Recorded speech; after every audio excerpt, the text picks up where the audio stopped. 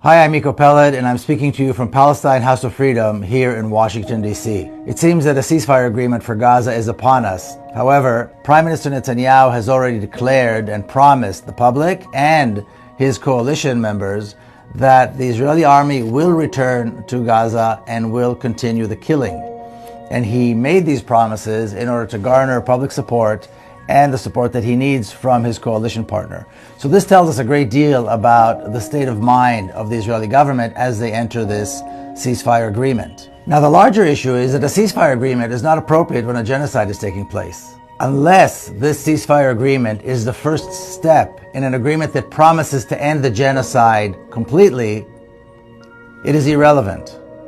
The situation in Gaza could not be more severe. It is in complete ruins. There are no homes, no shelters, no hospitals, no access to food or clean water. There is no sanitation. There are carcasses rotting everywhere, and there's human waste everywhere. The situation in Gaza is such that it is not fit for humans to live there. However, this agreement does not deal with any of that. It does not help to repair any of that. And this is, again, one of the serious flaws within this agreement. It does not take into consideration the well-being of the people in Gaza. It does not guarantee the safety and security of the people in Gaza. Any agreement regarding Gaza has to include the following elements. Number one, the immediate end to the assault by the Israeli army, an immediate declaration of a no-fly zone over Gaza, the lifting of the siege on Gaza, and the immediate provision of humanitarian aid, unrestricted humanitarian aid and unconditional humanitarian aid that will include food and water and medicine the people in Gaza need, and the rebuilding of homes and hospitals so the people have a place to live. Without any of these, the agreement is completely flawed.